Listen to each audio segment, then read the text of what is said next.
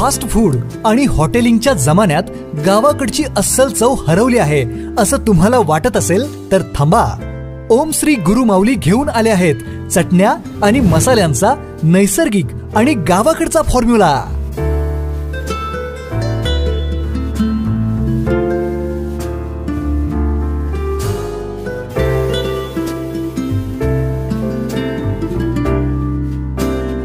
लाकडी घाण्यावरील तेल वापरून देशी मालापासून बनवलेल्या विटा गोल्ड स्पेशल, गावरान स्पेशल, मटन स्पेशल अशा चटण्या. सबस्क्राइब करा आणि पाहत राहा विटा क्रांती न्यूज. या युवा नेत्यामुळे मिळणार राष्ट्रवादीला ऊर्जितावस्था. 2 वर्षापूर्वी अंतर्गत बंडाळीमुळे 2 शकले झालेल्या राष्ट्रवादी पक्षाची खानापूर तालुक्यात काहीशी बिकट अवस्था झाली होती. अनेक स्थानिक नेत्यांनी शरद पवारांच्या सोबत थांबणे पसंत केले होते. यामुळे अजित पवारांच्या राष्ट्रवादीचा म्हणावा असा प्रभाव मतदारसंघात व भागात जाणवत नव्हता. मात्र मुंबईत पार पडलेल्या एका सोहळ्याने राष्ट्रवादीला नवी उमेद मिळण्याची शक्यता निर्माण झाली आहे.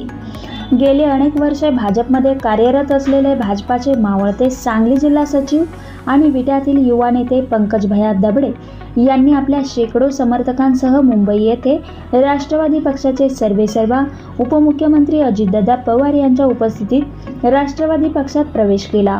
पंकज दबडे यांची कार्यपद्धती व दमदारपणा, संघटन कौशल्य, सर्वसामान्यांची कामे करण्यासाठी असणारी तळमळ व तत्परता याची दखल घेऊन त्यांची तात्काळ खानापूर तालुका अध्यक्षपदी नेमणूक करण्यात आली. गेल्या काही दिवसांमध्ये खानापूर आटपाडी मतदारसंघात विविध राजकीय घडामोडी घडल्या. विट्याचे माजी नगराध्यक्ष वैभव पाटील यांनी भाजपात प्रवेश केला. भाजपमध्ये त्यांना पूर्वीप्रमाणे सन्मान मिळणे दुरापास्त झाले. यामुळे पंकज दबडे आणि सहकारी नाराज होते. यातूनच त्यांनी आपल्या पदांचा राजीनामा दिला होता. उपमुख्यमंत्री अजितदादा यांच्या दमदार नेतृत्वावर आणि कार्यप्रणालीवर प्रभावित होऊन राष्ट्रवादीत डेरे दाखल होण्याचा निर्णय दबडे व सहकार्याने घेतला.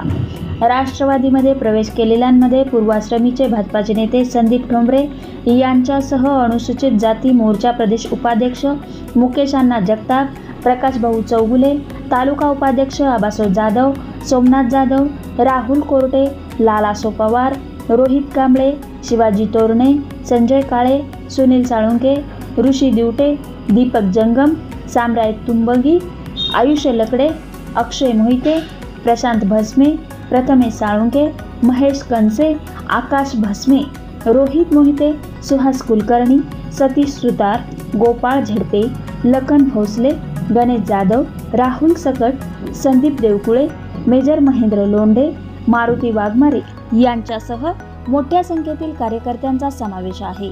पंकज भैया दबडे यांना मानणारा विट्यासह भागात स्वतंत्र गट आहे.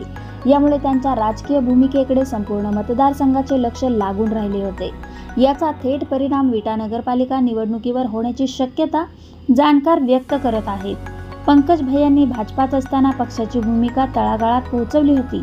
अनेकांना भाजपातील विविध पदे देऊन ताकद दिली. गोरगरिबांना व जनसामान्यांवर होणाऱ्या अन्यायाविरुद्ध आवाज उठवून संघर्ष केला होता.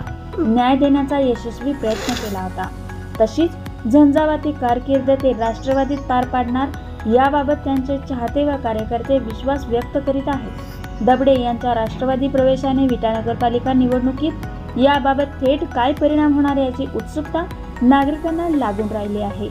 बातमी संकलन विवेकानंद कुंभार, क्रांती न्यूज, विटा.